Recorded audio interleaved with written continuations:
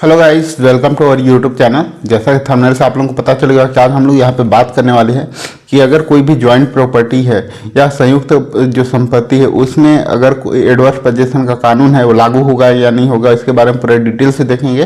तो वीडियो में लास्ट तक बने रहिएगा। वीडियो अच्छा लगे तो वीडियो को लाइक, चैनल को सब्सक्राइब कर लीजिए। मैं advocate Om Prakash OP Shah and associate law firm Ambikapur से आप सभी लोगों का स्वागत करता हूँ।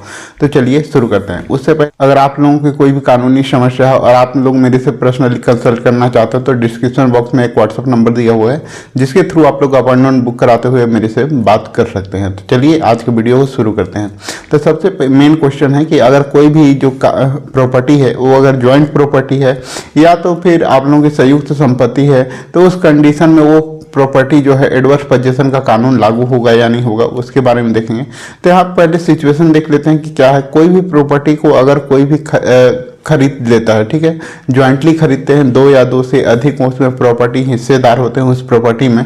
तो जो दो उसके प्रॉपर्टी के एक जो मालिक होता है या जो ऑनर होता है वह कहीं बाहर रहने लगता है, उसमें का एक जो ऑनर है, उसमें का जो शेयर होल्डर है वह उस प्रॉपर्टी को यूज करता है और 12 साल के बाद उसमें अगर वो अपना मालिकाना हक दिखाता है कि नहीं अब मैंने इस पे प्रॉपर्टी पे 12 साल तक या उससे एबव मैंने उस पर कब्जा किया हुआ है, तो इसलिए मेरे ऊपर एडवर्स पोजीशन का कानून लागू होना चाहिए और उस प्रॉपर्टी में मेरे को मालिकाना हक मिलना चाहिए। इस तरीके का अगर वो कर रहे हैं तो क्या उनको उस प्रॉपर्टी में राइट मिलेगा? इसके रिगार्डिंग जो है सुप्रीम कोर्ट का बहुत सारे लैंडमार्क जजमेंट है। तो आज हम लोग सबसे पुराना एक लैंडमार्क जजमेंट है जिसको हम लोग यहाँ पे देखेंगे, जिसका नाम है the secretary of state for India versus Devendra Lal Khan. ये जो है 1934 का जजमेंट है।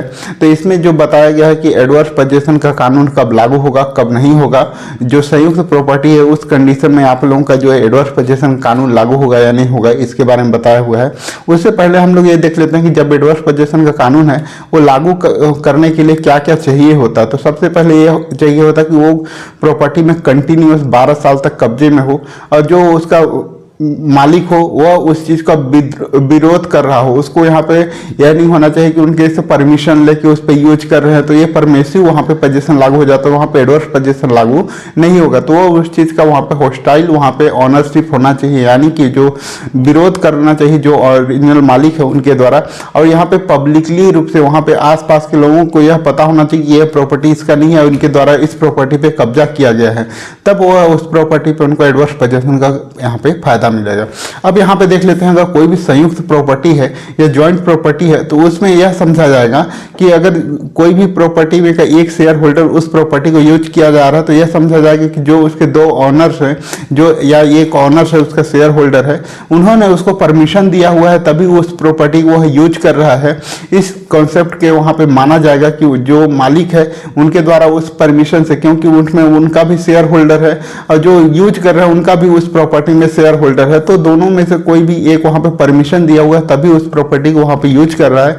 इसीलिए जो है यहाँ पे इस तरीके का अगर कोई भी संयुक्त प्रॉपर्टी हो, चाहे वो इंसेस्ट्रल प्रॉपर्टी हो या फिर वह जॉइंट प्रॉपर्टी हो या सेल्फ अक्वायर्ड प्रॉपर्टी है जो कि जॉइंटली वहां पे अक्वायर किया गया हो, तो उस कंडीशन में भी आपका वहां पे एडवर्स पोजीशन का जो कानून है वो लागू नहीं होगा और वहां पे आपको इस तरीके का कोई भी वहां पे एडवर्स पोजीशन का फायदा नहीं मिलेगा। अगर वीडियो आप लोगों को समझ में आए तो वीडियो को लाइक करें, चैनल को सब्सक्राइब करें और वीडियो को लास्ट तक देखने के लिए आप सभी लोगों का धन्यवाद।